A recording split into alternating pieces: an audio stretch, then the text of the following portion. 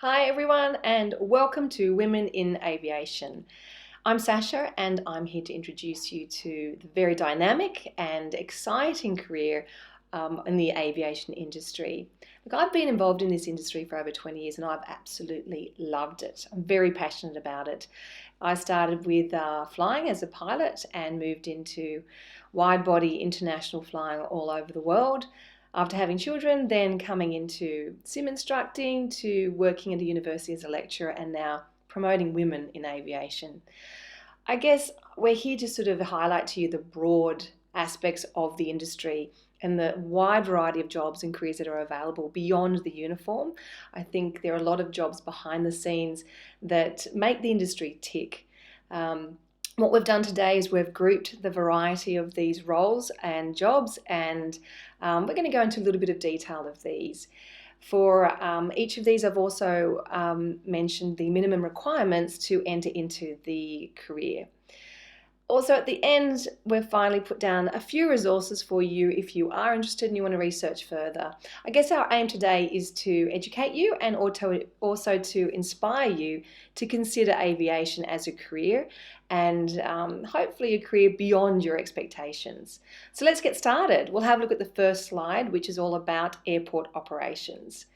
So here you'll see we've mentioned the variety of jobs and roles and careers that are available around the airport.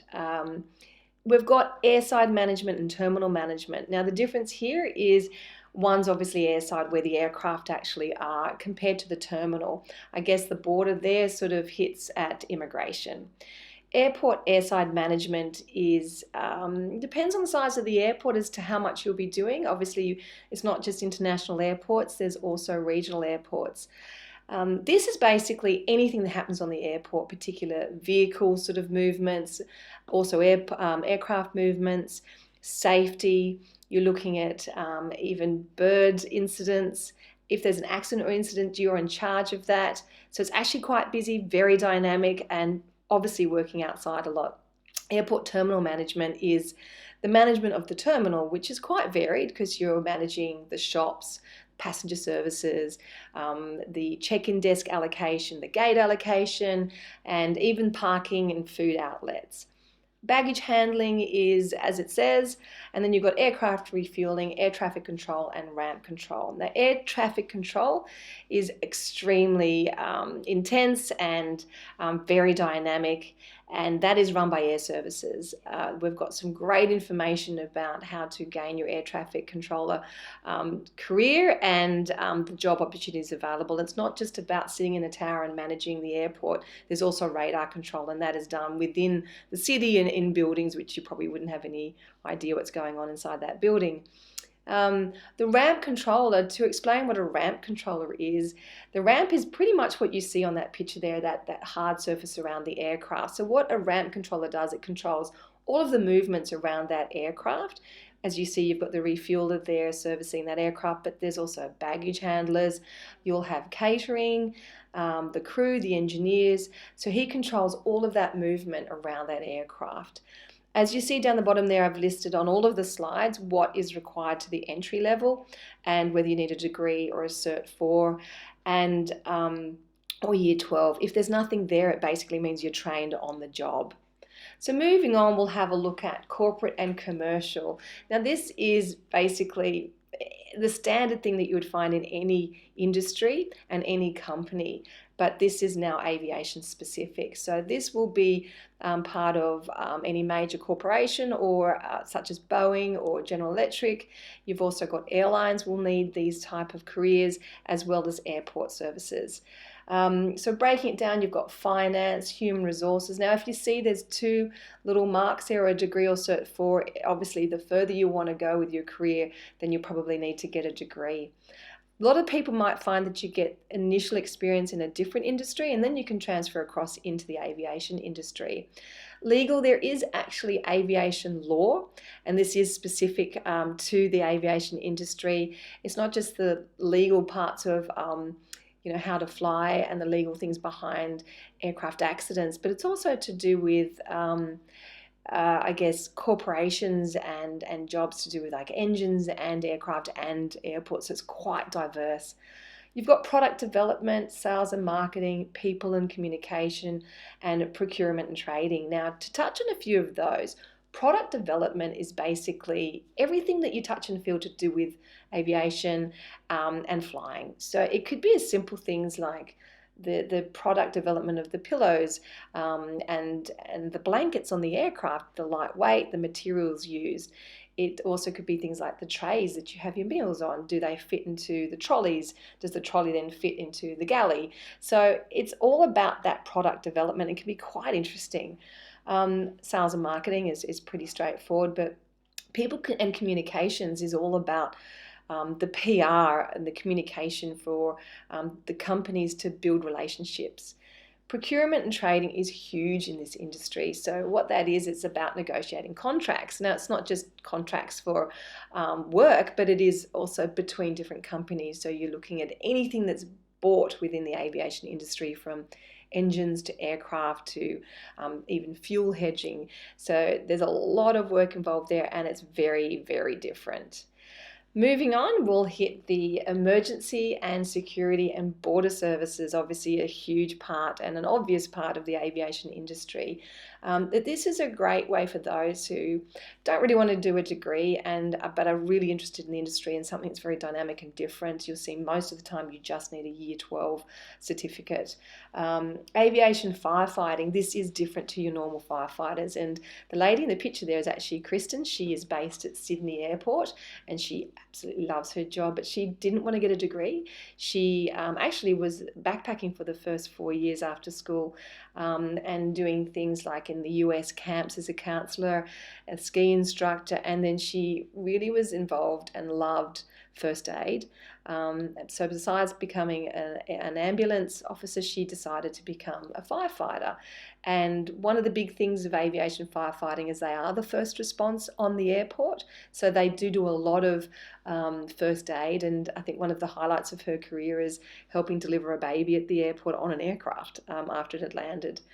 Also at certain airports, particularly Sydney, they are also involved in, they've got a couple of boats because as a first response, they need to help with the rescue. Should there be an accident or incident off the end of the runway, they need to be able to access the water. So it's a very, very dynamic environment. A lot of the people you'll meet as a firefighter love being fit and healthy and working outdoors. So if that's you, perfect career for you.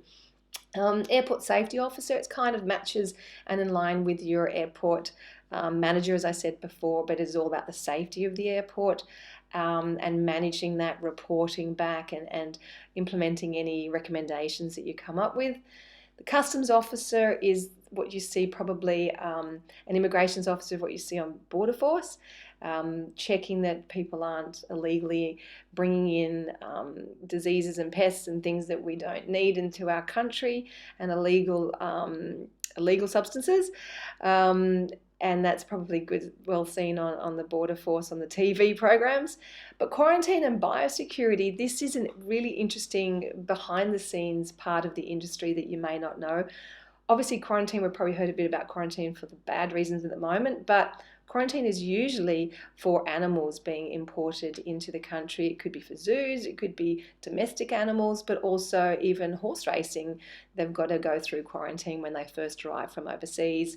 Biosecurity is about pests and infectious diseases being imported or trying to be smuggled in. And it's a very, I guess, forefront of technology sort of industry and very much behind the scenes, but very exciting and interesting. Moving on to our next slide is information technology. So if you're a bit of an IT guy or girl, this is the place to be. So we're looking at software engineering, and you'll see a lot of these require a degree, but there are specific avenues and areas to get involved in. Navigation services is huge. Obviously with the airlines, you're looking at how you navigate between port A and port B. Air services has a huge section about navigation because it's not just the airways, it's also the approaches into each airport. So it's about developing the software that can support those approaches, but also coming up with the safe approaches into all the different airports around Australia and also internationally. Flight entertainment technology, obviously, as a passenger, you know what's good about flight entertainment, but it's about developing that software so that it can integrate and work well seamlessly on the aircraft for passengers to use. Systems and solutions design, systems integration and testing, data and analytics. What you'll find is the solutions design and integration very much work together, but they are quite separate in terms of the job and the role you do there. So systems solution and designs is all about the process of I guess, as a passenger, going through from booking your ticket online to checking in at the kiosk at the airport, to then going on to getting your boarding pass and going into the aircraft through the gate. And it's about designing those systems that they work. It could be things like roster systems or flight operation systems in the airline, or safety systems. It's huge, and it's about creating those systems and designing them to make them work seamlessly. The integration of these is a whole different department. So integrating those systems, maybe upgrading them and testing them. So again, all of the systems at the airport, on the aircraft, worldwide at the different ports, they all work well together. Data and analytics, you could go anywhere with this, to be honest. This is all about collecting data, analysing it, and then hopefully improving it so that you can get a seamless, smooth operation that is efficient and cost effective. This can be from rostering aircraft, rostering the pilots. It could be from fuel data and analytics and saving money there, to safety reporting. So that is a huge department in all airlines and even airports.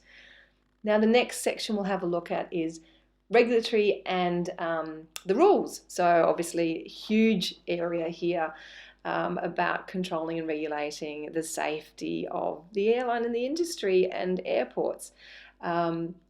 Air Transport Safety Bureau, so ATSB. As you see, you've got 3 different areas you can enter it with a degree, a Cert 4 or Year 12.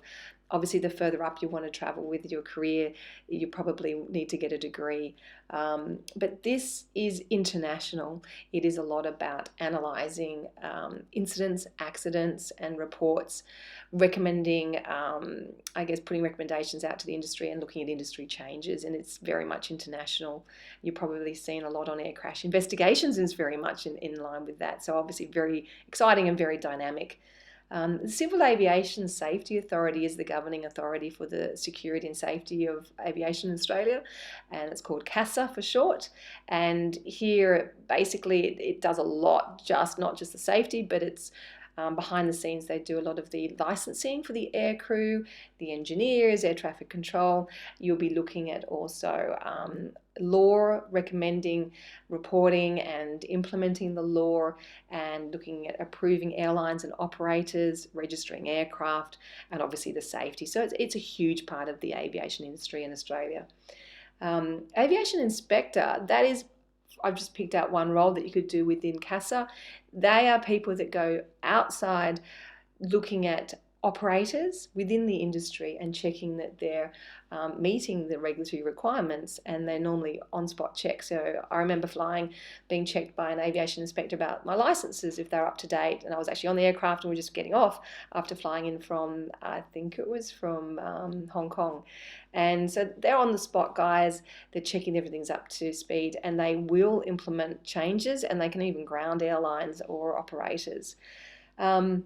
Quality and safety managers tend to be a third-party independent organisation that comes into companies, airports that are commissioned to go and check that you're ensuring the correct safety measures are in place. They again bring in recommendations, and will also investigate incident reports internally for companies.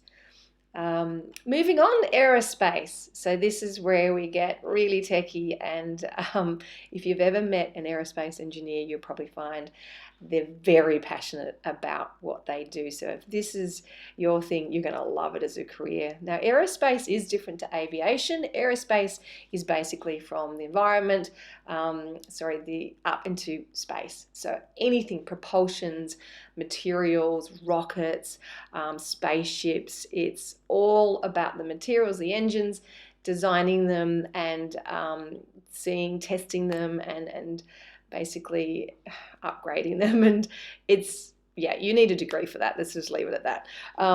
Electrical engineering is all about electrical stuff.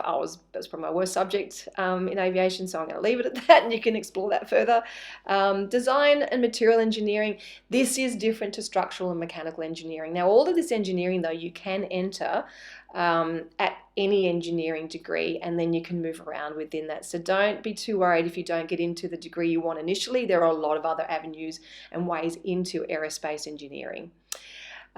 Structural mechanics is about the physical side of it, the movements, rather than designing the material, like the back end, like on the computers, designing it and checking and testing, I guess, the composites, the alloys, the strength, the extreme heats that a lot of these equipment and materials get under. So they're two different things. So it just depends on what you're interested in as to where you could see yourself going there. Integration and test engineering, that's a lot of fun. If you've ever looked at Boeing and some of the testing that they do, it's outdoors, it's really exciting. So yeah, again, just there's a lot involved here with this sort of section of the industry, and if aerospace is you're going to love it. Maintenance and engineering, now this is different to aerospace engineering. This is more, again, the hands-on.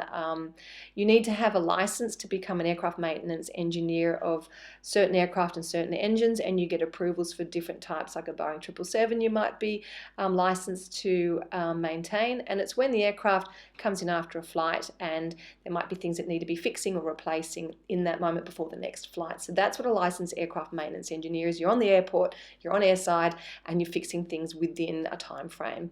An avionics engineer is about the radios and the navigation equipment. It's very specialized, and they actually do everything. They design them. I guess everything that an engineer would do, designing them, the product management, maintaining them, checking them, upgrading them. It's very specified just for avionics. An aircraft mechanic, as you see, you actually don't need anything to become an aircraft mechanic in terms of education-wise, because it is all about apprenticeships, and it's kind of like a motor mechanic, but it's more on, obviously, aircraft, and you'll find a lot of aircraft mechanics more in the general aviation sector and in the smaller airports, but also the larger ones. You tend to then move into a licensed aircraft maintenance engineer if you're going to go to the bigger airports. Mechanical and structural engineer, to explain what that is it's basically when an aircraft comes in, a specific section of that aircraft, like say landing gear, needs maintaining.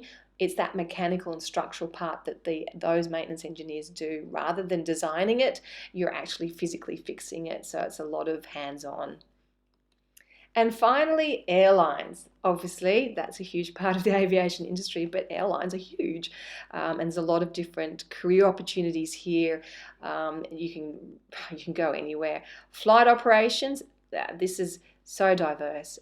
Flight operations includes managing aircrew, aircraft route network, planning, navigation. It really is the central hub where everything happens, and it is the immediate response too if there is an incident or accident or aircraft diverts. Very dynamic environment. You've got the corporate and commercial business I've already mentioned before.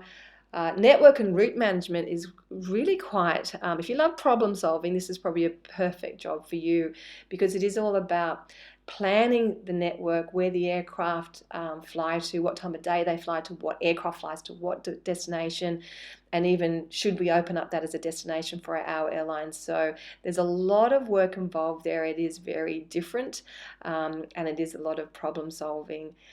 Flight crew, cabin crew, I think you probably heard from other people in the aviation industry about wanting to be a part of the flight crew. Pilots, it's not all about airlines. You could get into ag flying, you could do remote flying, instructing, search and rescue, firefighting, corporate, so it's huge.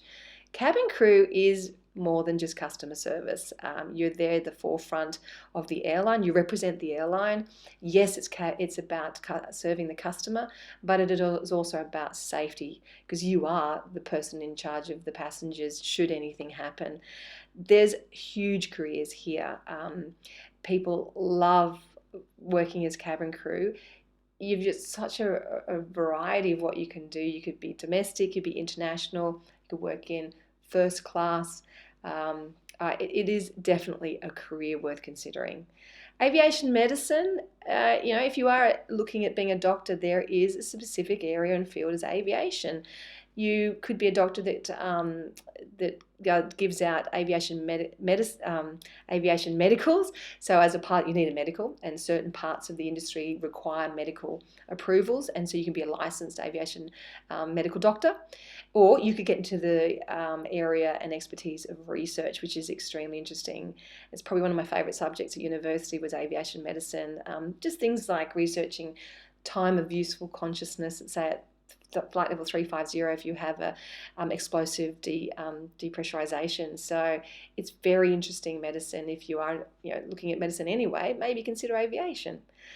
Airport check-in, ground handling and catering, and flight dispatcher. They don't require any. You'll be trained at the airport for those type of roles, and so they don't require any minimum requirements. And it's a really good starting point to get involved in the industry. A flight dispatcher, to explain what that is the person that supplies the crew with all the required documents to get the flight away on time. So you're looking at weather. Even all the paperwork to do with load figures, notice to crew about anything that might have been broken on the aircraft or at the airfield, any amendments, any maintenance, any help to get the aircraft away. We've also listed here some blogs, some associations and podcasts if you are interested in a certain sector. This is just a snippet of what's available out there for women in the industry to try and, at least if you've sparked your interest here, maybe do some research further. And this is just some ideas for you, some of the things that I've certainly been interested in and that really support women in this industry. So that's basically it from us here at Women in Aviation, and we really hope that we've inspired you to hopefully explore and discover the amazing opportunities that are available to you within the aviation industry. And, as we say here, why not make today this day to build the tomorrow that you want? So on behalf of Flight Deck and for the Women in Aviation industry, we were proudly sponsored by the Australian Government to present this to you today. And best of luck with your career, guys. And that's all for now. Cheers.